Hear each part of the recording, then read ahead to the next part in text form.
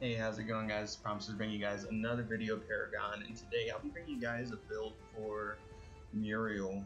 I don't necessarily, I'm not gonna say it's the best build. I personally enjoy Muriel. I think she's really underestimated, especially in the, well, actually not really. In this patch, she's been played a little more frequently, but beforehand, nobody really took for granted her shields and everything like that. Nobody really took advantage of it. She provides a lot of utility to the team, as well as provides a lot of sustain, a lot of team support.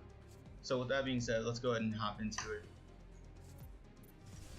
So for her deck, I went Order and Knowledge. Order is because she's usually a support. You don't play her anywhere else, honestly. I mean, if you're an edgelord, then you'll play her off lane and fucking may God be with you. And then we have Knowledge for tactical playstyle, outwitting your opponents. Not necessarily playing for a tactical part, just playing for cards that are advantage of this. So you're going to see that this deck more or less leans more towards the Order side, just for obvious reasons, but we'll get into that here in a second. So for the Knowledge side of things, we have the Rejuvenator card. It gives you 12 health regen and 10 mana regen for 10 seconds. So pretty much it's a health and mana potion. It goes away upon use and it only costs 200 gold. It's really gold efficient. Just in case you have maybe some extra gold, you maybe put an attribute point into Vitality or Intellect like this deck's going to be requiring, and maybe have 300, 400 gold left over. You can go ahead and pick up the Rejuvenator card if you have a slot for it. It's really good for sustain, just in case the enemy offlaner is trying to poke you out of lane so that he can get the carry all by himself so you can take them down. This will help you stay in lane a little bit longer, and with Muriel, you have enough shields and enough sustainability to the fact that you shouldn't really be getting poked out of lane that much, unless you're making very poor decisions with your mana, and you ran out of mana and now you can't shield yourself nor your carry. So just be very mana conscious. She is a heavy mana user just because she's spamming out the shields non-stop. So just make sure that you're paying attention to your mana, and this card will be a really good pickup for that. So we got Advanced Evolution, Restorative Learning, restore 5% max health and 5% max mana per second for 3 seconds after leveling up. This is really good in the laning phase, just because, like I said, you being a support, you really want to make sure that you're there for your carry at all times. And Muriel being able to provide those shields and everything, having that 5% max mana per second increase after you level up, that's really good for giving you more chances to protect your carry and also keep you guys in lane longer so you can farm and get ahead and possibly get that first blood tower if you can. Also the 5% max health, you can't really go wrong with that if you've been getting poked down by the offlaner because they're trying to get you out of lane. That 5% health, it doesn't sound like a lot, but early game that actually has a lot, and it really does keep you in lane a lot longer. Next card you can pick up is Fond of Experience. Costs 1,000 gold, so this could be your first starting card. Gain 4 experience every 10 seconds. 4 experience doesn't sound like a lot. Like I said, a lot of these numbers sound very minuscule, but if you really think about it in the early game, think about it in the long run for the early game, you're really going to sustain a lot. You're really going to out-level the offlaner and possibly even your carry, or at least maintain the same level as your carry, considering that they'll be the ones last hitting, so they'll be getting most of the experience points. So that being said, picking up this card early on really can help you stay with the carry and also stay ahead of the offlaner as well. Not really stay ahead of the offlaner because they're going to level up after you regenerate. Anyways, but it'll help you stay on track with the offlaner, so you're pretty much maintaining nearly or around the same level as he is, or at least close enough so that when they level up, you'll be maybe 2-3 creeps behind before you level up, and your carry maybe 4 or 5. So this is a really good card to pick up. Out of all 3 of these cards, I usually go for Fond of Experience, and then on my first back, I pick up Advanced Evolution and Rejuvenator at the same time. I always make sure I have enough gold for getting the Rejuvenator after buying my first ability point into Intellect. But it's honestly up to you. I personally say that's the best start, in my opinion, for anybody that's playing support. If you want to keep up the carry and offlaner and experience range, as also have sustain after your first back, which is usually within the 2-3 minute time frame if you guys are getting poked out. But if not, if you guys are doing really good in lane, it may take even longer, and even then these still may be 2 good pickups for you. So I think that was all in the knowledge half of things. Oh, never mind. We have Wetware Virus, 56% mana regen, 18 ability power. Weaken is his passive, reduce target enemies attack speed by 30 and basic damage by 30 for 5 seconds. Now this card, the only reason why I suggest picking up this card in possibly the early to mid game is just for the early lead advantage you can get, if I say so. So say for instance you're laying against a Revenant, or you happen to go against Revenant, and maybe it's you and somebody who isn't very strong early game, such as possibly a Howitzer. Howitzer's strong just with his R2000 rocket, but without that, his basic attacks really aren't that strong. And if you can't land a proper mine, then it's really not going to do you guys any good. So reducing the attack speed and damage of a Revenant who is ballsy as hell and decides, hey, I'm gonna fight both of these guys at the same time because I'm Revenant and I'm strong and broken as shit, then this right here would be definitely a good start. And definitely with the 18 ability armor, if you're fighting maybe a Morgesh or a Gadget, having that ability armor will definitely do you some justice. If it's 6% mana regen, depending on how long you keep this card, you'll reap the rewards of it. But like I said, when I pick up this card, I usually don't keep it for too long, maybe just for about a few minutes or so before I decide to sell it and go into bigger and better things. So that's all with the knowledge cards. Now we're gonna get into the order deck, and like I said, this deck really revolves more around the order cards. So starting off, we have Lightstep Vanguard, teleport to an ally structure, and you also get 100 mana. You being Muriel, you already have a lot of roam potential based off your electricity, the little orb ball you get and get movement speed from. You also have your ulti to get to fellow heroes and everything like that. But with Lightstep Vanguard, you really have opportunity to go and defend a lane. Say for instance, your mid laner has his back, and you have this card, and they're like, okay, my tower's at half health, and I really need somebody checked out. The jungler just back to, or the jungler is ganking, or the jungler refuses to come out of his jungle to come and help defend my tower. Man, I'm gonna lose First Blood Tower, or man, I'm gonna lose my tower. Well, this gives you a chance to go over there and kind of defend, kind of keep your lanes and pressure and everything like that, and make sure that the enemy team isn't getting any freebies or any free advantages over your team. So Lightstep Vanguard also helps you get back to the lane. If, say for instance, you back because you're low and your carry's full health and decides he wants to stay and farm, this will definitely help you get back to lane as well, just to help you, keep your carry alive in case the gank is on their way, or if the off laner's getting a little ballsy and deciding, hey, since the support's gone, I can most definitely kill their carry now. So I really recommend this card as an early pickup item. It's up to you, but like I said, I like it a lot. I have Radiant Healer, so get 190 health and healing aura. You and nearby allies gain 5 health regen. This card has been hands down the bread and butter of every time I play Muriel, just because this deck is going to revolve around a lot of health and a lot of healing. And honestly, I say this card is a good starter item just for that reason. So you'll see later on what I mean by saying I'm going for heavy healing. But this card right here will definitely keep you in lane. It is practically like half of a health nearly half of a health potion. And so you take that, and it's constantly aura every second. You're getting 5 health regen. That stacks up really quickly, really quickly. So this card is definitely a good pickup for that case. And then you have your basic support card. You got Protective Sentry, Armored Shadow Ward. Place Shadow Ward to reveal nearby enemies and grant 12 basic armor to nearby allies. This card is not unequipped on use. It has a cooldown of 65 seconds and it costs 50 mana, but it also gives you 84% mana regen. Basic support item. Everybody knows what Shadow Wards are meant to do. Everybody knows what they're used for. Support should always have at least one card with Shadow Ward in it, whether it be the non-consumable items such as Protective Sentry or consumable items such as Lamplighter. It's your choice which one you want to bring into the deck. I personally preferred Protective Sentry just because it has a 65-second cooldown, so I'm able to continuously keep putting out wards throughout the game. While this one right here, you can only use it twice, and it's unequipped, and you have to repurchase it. It's up to you. I think this is not gold efficient just because later in the game, you're going to keep having to buy. But later in the game, you're going to get the full build, so it's better to have just one Protective Sentry rather than have to constantly buy a Lamplighter over and over again. Personal preference. So, Brilliant Fortification. This card pretty much goes hand in hand with Lightstep Vanguard, just because of what it does. 12 power, 72% mana regen, protect structures. All ally structures are immune to damage for 6 seconds. So like I said, this is all about continuing to put pressure on the lanes. If a laner cannot be there because they're low, they've been poked out, they're probably not defending to the best of their ability, there's 3 or more enemies in their lane attacking their turret, and maybe it's a Chimera or a Brux or a Rampage that's tanking the turret. Well, this right here will pretty much stop them in their tracks and possibly even net you a kill just because you protected the structure. And the structure doesn't stop firing. It doesn't go into stasis. It just simply stops taking any sort of damage. So it's still doing everything that it should normally do. And probably even give you a chance to have your minions meet you back at the turret. So now it pushes the enemies off there because now they're aggro. So honestly, this is definitely a good pickup. It definitely can replace Lightstep Vanguard, or you can possibly even replace this with Lightstep Vanguard. It just depends on whether you want to be there yourself or you want to provide protection from afar. I personally suggest providing protection from afar, just so you can be your carry at all times, just so you can make sure that you're always supporting somebody while also taking care of the entire map at one time. So this is definitely a good pickup. I would sell this card and just pick this one up immediately after. So this is one of the main cards in the build, Gates of Salvation, 8% mana regen, 25 ability armor, heal nearby allies for 225 health every 45 seconds, elevate increased frequency of healing by 2% per active point purchase. So like I said, this deck's really going to revolve around healing and shields and just having a lot of mana regen and just make sure that you're a little beefy to make sure that your team will be okay. So like I said, healing aura of 225 health every 45 seconds. 45 seconds is a very long time in a video game.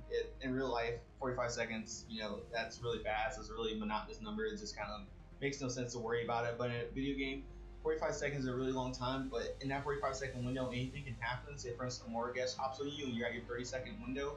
Possibly get some distance. She's still chasing you. She hits you with one more mark. And now she's about to ult you. Now you got 225 extra health come in. When she ults you, she doesn't get the kill on you. She's frustrated as hell because she just wasted her ult. You know, has a short cooldown. But nonetheless, you survive. And then on top of that, every time you put attribute point into intellect, you get a 2% increased frequency, which means by the time you get to a point where you're at 20, you're at 20 points into your intellect tree, if you decide to max that out over vitality, now you're at 40% increased frequency. Now you're healing way faster, possibly at like 27, no, that's too much, 30 something seconds. So 225 health at 37 seconds every time you, or when you max out the intellect tree, definitely worth it in my opinion. This is one of my favorite cards on the build just because it provides a lot of utility and keeps your team in a fight a little while longer. So you can also pick up Mailing's Grace, 455 health, shield yourself and target ally for 15% of your max health for 3 seconds. So with this build right here, you're going to have a lot of health, you're going to have a lot of mana regen, and you're not going to have much power or anything like that, but she's Muriel, you don't really need power, but you're really going to have a little bit of armor and a little bit of ability armor. So having a lot of health and then having this card can save you in the carry, it can save you in a jungler, it can save anybody on your team and yourself. As long as you use it at the appropriate time, say for instance a Chimera hops on you and decides to ult you, you'll definitely be able to stay in the fight a lot longer, and you'll definitely be able to get out considering you have all your shields, all your slows, all your utility that you can bring to the team fight. This card is definitely a good pickup if you decide that, hey, you know, on top of the healing, I really want to do shielding. This will be my second main card in the build, just depending. So you can always get Mailing's Prayer, 240 health, 24 basic armor, Rallying Shout, heal nearby allies for 275 health, and that is an active ability. Healed allies gain 24 basic armor for 20 seconds. So say for instance, you know, you're helping your jungler, Feng Mao, for instance. Feng Mao has this shield ability, and then on top of that, when you pop this card if he's low, he gets more shielding. So you're really doing a lot for your team at this point, and especially in team fights and everything like that, that basic armor can mean the difference between life and death, as well as that 275 health. It really does do a lot, and it really does go far ways. So it's all depending on how you play the game and how you want to see it and how you want to use it. Scrolling down. And then the last card to build, whether you want to or not, is Godmother Vigilant. 15 power, 565 health, increase max health by 15%, increase max health by 1% per attribute point purchase. Now this card right here will give you so much health, it's ridiculous. You can literally go from 2,000 health to 2,565 plus the 15%, plus every one attribute point gives you another percent. You max out vitality tree to 20, then you get the 15%. Now you have 35% extra health on top of the 565 that this card already gives you. You're looking at a really tanky support. You're looking at somebody who's going to be really difficult to take down in late game, depending on how you play the rest of this deck out. Like I said, this deck really revolves around healing your teammates, having a lot of help yourself, being able to provide to your team from afar, and then also being able to, you know, roam and give yourself good utility to the team to help in those big team fights that really can turn the tide of a game, possibly around Orb Prime. So for my attribute points, I got them a little bit all over the place, and I have 2 decks for Muriel, but they both have the same cards in them and everything like that. It's just that the only difference is the runes I chose for intellect. So healing towers for vitality, gain 1.4 health regen and 1 mana regen near allied structures, which, like I said, in the laning phase, you really want to sustain. You really want to be there if you carry. So if you have to back up and provide shields from afar, if he's freezing the lane in the middle, then that's really good on your part, just so you can stay there, just so you can make sure that he's okay from the back. You can also watch your side ganks from the left side in case the jungler decides to come up from behind you guys, so you have good vision there. So it's definitely a good attribute point to really purchase. You got damage reduction, reduce basic damage by 6.1%. Can't tell you enough about sustainability and make sure you stay in the game and stay able to utilize yourself for the team. So definitely pick up damage reduction over anything else. And then the last one over here is armor aura. Nearby enemy units have basic armor reduced by 12.6. Nearby allies have basic armor increased by 12.6. Doesn't sound like a lot. It also gives you 2.8 power and 22.4 mana regen. It doesn't sound like a lot, but like I said, the minuscule numbers that the game provides to you over the overarching fact that, hey, this small number can mean the difference between life and death, the difference between a won team fight and a lost team fight, really puts a lot of pressure on the plate, especially for the enemy team. If they're not prepared with extra stacking armor, a lot of extra health, or not enough damage to take out everybody that they need to in a certain amount of time it takes. So this right here, giving your team a little bit more beefiness, especially in those tough situations, definitely can play a big factor in whether you win or lose. Intellect, we have auto shield, hands down, the best attribute point in any of the attribute point trees. This point right here has saved me so many times, is unfathomable. Gain 61.4 shield for 4 seconds when you fall below 25% max health. This has saved me from so many of the Revenant's missiles. It saved me so much from the Iggy and Scorch turrets and damage over time. It saved me from Aurora stuns. It's really a good card. I mean, really a good attribute to have on any character you play, unless they're not an intellect character and you don't feel like wasting your one gem on them. This is definitely a good pickup for anybody that's playing the support role, because you will be getting chunked down faster than your carry if they decide, hey, you're more of a threat or more of a hindrance, so now I can't do my job while you're in lane. So definitely a good gem to pick up. Then you have experience, gain 6.1% bonus experience. Like I said, having experience being able to keep up the carry and off laner and stuff like that is really good. But this is more or less for the mid to late game on how you level up and proceed throughout the game. Getting that extra experience helps you level up your shields a lot more, and leveling up your shields a lot more helps you keep people alive a lot longer. So always about the sustainability, always looking for that utilization of your abilities. And then the last card, Amplify Aura. Nearby enemy units take 12.8% increased ability damage. This is what I take when I am on a team of ability-based users such as a Morgash, a Countess, a Crunch. You know, all those heroes that pretty much spam out their abilities to do damage. This is where I usually take Amplify Aura. If you don't have those people on your team, you can always switch it out. Instead of Amplify Aura, you can always go for overpowered spells. I mean, it's not really all that necessary, but you know, having the extra damage in a team fight never hurts anybody. So honestly, I pick up Amplify Aura usually in most situations, because usually you're going to have a Countess or a Morgash on your team. Those guys are given more or less just because of how strong they are right now. But if not, overpowered spells, yeah, you don't do a lot of damage, Muriel, but your little, I forgot what the spell is called, but pretty much your ball attack, that does a good amount of damage, especially with this overpowered spells gem at the end of the game. So put that back in there. Alright, next.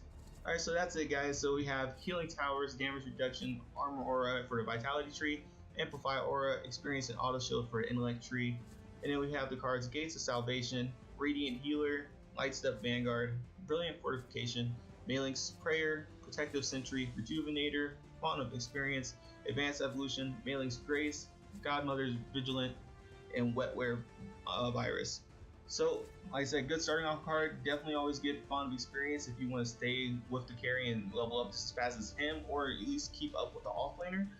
Definitely when you're first back, you want to get Advanced Evolution and Rejuvenator, just because make sure you save enough points gold to get the 200 gold required for Rejuvenator, so when you pick up your Advanced Evolution, you have enough to get this card at the same time. Later on, going into the game, into the mid game, you're going to want to pick up Wetware Virus if you really want to get that reduced enemy attack speed and basic damage, especially in those 1v2 situations where you need to get away and everything like that, and maybe you're gets a Twin Blast and he's shooting you a little too quick for your favor. And then you can always pick up Protective Sentry. Like I said, it's definitely a must for supports to always have a Shadow Ward. Not all supports use Shadow Wards for some reason. I'm not going to knock their playstyle. Maybe they feel like they're capable of being vigilant enough to protect their carry at all times. I personally lack map awareness in this game more than any other MOBA, such as League of Legends. So I definitely pick up a sentry just to make sure that I'm okay, make sure that my carry stays alive. And then, like I said, Lightstep Vanguard, definitely one of my favorite pickups, definitely one of the better ones, but definitely sell it for Brilliant Fortification, which is hands down one of the better cards to have as a support that can provide utility and provide protection for the whole team and objectives. And the final build will like Gates of Salvation. Definitely, like I said, definitely one of the musts for his deck. Definitely the better one of the cards to have. Godmother's Vigilant. The increased health that you get from this card is insane. It's definitely worth having. Just keeps you in a fight longer, and it keeps you making sure that you're able to be a good utility for the team at all times. And then Maeling's Grace, shield yourself and target ally for 50% of your maximum health. Like I said, in this build, you're really going to be depending on a lot of health. So this max health shield will definitely provide a lot for a team, especially for squishy characters such as Morgash, who's possibly getting chased down, Crunch, who's gotten in a little too far over his head, which happens all the time. So nothing to even think about there. Or you can get Maeling's Prayer for 240 health, 24 basic armor, and the healing nearby allies for 275 health. Healed allies gain 24 basic armor. Like I said, that small number can mean a very big amount of time, a very big play on your part. So definitely look into getting this card if you don't feel like Maeling's Grace is doing it for you. Anyways, guys, this has been Promises bringing you guys another in-depth deck build guide. If you guys like what I do, then please like, rate, and subscribe to this video. And also just leave any comments down below if there's anything you guys want to see or anything that I can do differently to make your viewing experience a lot better and a lot more entertaining. Hopefully I can provide you guys enough information so that you guys understand what exactly I mean when I'm talking about these cards and what they do for the hero you're playing. Anyways, guys, take it easy and have a good day. Peace.